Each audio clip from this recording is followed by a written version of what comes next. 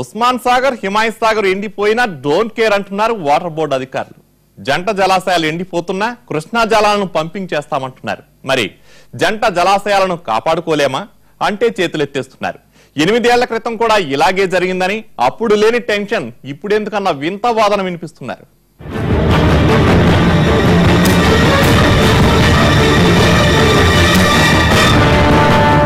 హైదరాబాద్ జనసాంద్రత బట్టి చెబితే ప్రతిరోజు 300 మిలియన్ గ్యాలన్ల త్రాగునీరు అవసరం.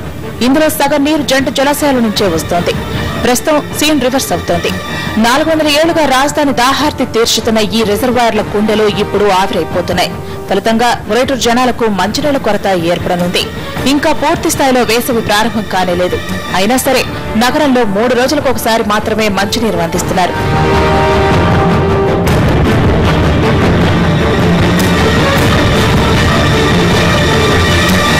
శివారు ప్రాంతాల్లో మరీ అధ్వానం. దాదాపు 30 లక్షల మందికి నీరు సరిగా అందడమే లేదు. 10 రోజులకు ఒకసారి మాత్రమే మంచినీరు అందిస్తోంది జలమండలి. పోనీ వాటర్ ట్యాంకుల ద్వారా దాహార్తి తీర్చుకోవాలనుకున్న వారికి తిప్పలు తప్పడం లేదు. గృహ అవసరాలకు ట్యాంకర్ నీళ్లు కావాలంటే 4 రోజుల ముందే బుక్ చేసుకోవాలి. అది కూడా ట్యాంకర్ కి 400 రూపాయలు చెల్లించాలి. వేసవి ఇంకా ప్రారంభం కాకముందే 4 రోజుల ముందు బుక్ చేసుకోవాల్సి ఉంటే మండు వేసవిలో ఈ నిడివి వారం పట్టినా ఆశ్చర్యం లేదు. ఇదే జరిగితే జనం నీళ్లో రామచంద్ర అని విలవెల్లాడాల్సిన పరిస్థితి.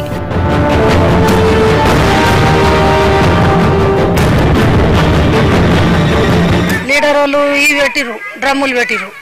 డ్రమ్ములు మంచికో డ్రమ్ము, ఇల్లుకో డ్రమ్ములు లింపిపోవాలని లింపిపోతుండారు. కానీ అది కూడా మాకు చాలతలేవు, అది కూడా చాలతలేవు సార్. మాకు సాయంత్రం పూట ఒకసారి నీళ్ళు పంపాలి.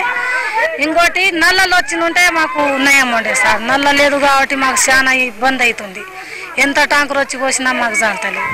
రానున్న రోజుల్లో త్రాగునీటికి ఇన్ని కష్టాలుంటే అధికారులు మాత్రం లైట్ తీసుకుంటున్నారు. జలాశయాలు ఎండిపోయినా ఏం పర్వాలేదంటున్నారు. ఈ వేసవిలోనే కృష్ణా 3వ దశతో పాటు గోదావరి జలాలను పైప్లైన్ల ద్వారా సరఫరా చేస్తామంటున్నారు. ఏదో ఒక విధంగా జన అవసరానికి తగిన నీటి వసతి అందితే అదే 10,000. ఏ నీళ్లైతేనే గొంతు నింపుకోవడానికి అనుకుందామనుకుంటే క్షేత్రస్థాయిలో పరిస్థితి ఇందుకు భిన్నంగా ఉంది.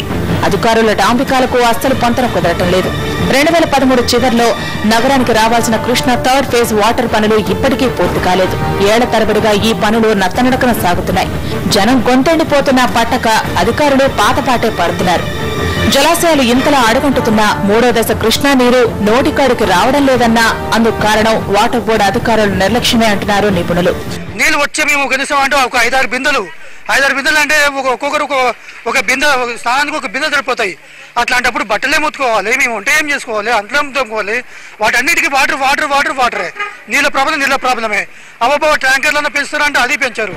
ప్రస్తుతం నగరంలో రోజుకు 180 గ్యాలన్లకు మించి నీరు సరఫరా కావటం లేదు. జలాశయాల అడుగంటుతున్నాయి. మెట్రో వాటర్ బోర్డు అధికారులు చూస్తే సాకులతో కాలక్షేపం చేస్తున్నారు. ఉస్మాన్ సాగర్, హిమాయత్ సాగర్ అడుగంటుతుంటే ప్రత్యామ్నాయాలపై దృష్టి పెట్టడం లేదన్న విమర్శలు వినిపిస్తున్నాయి. చాలా ఇబ్బంది ఉంది సార్. మాకు పనులలో పోతాం, జర లేట్ అయితే 10 నిమిషాలు లేట్ అయింది. 10 నిమిషాలు లేట్ అయింది అనుకో నీళ్ళే దొరికాయి మాకు.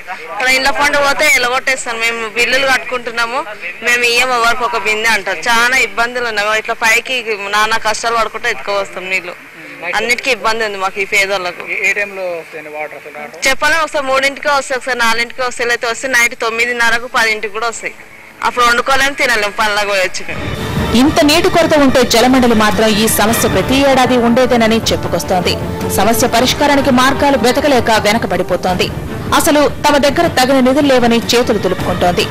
జలమండలి అలసత్వం పుణ్యమాని ఈ వేసవిలో జంటనగర వాసులకు నీటి కటకట తప్పేలా కనిపించడం లేదు. గుక్కడి నీళ్లు దొరక్క సామాన్యులు విలవెల్లాడాల్సిన దుస్థితి తలెత్తేలా తెలుస్తోంది.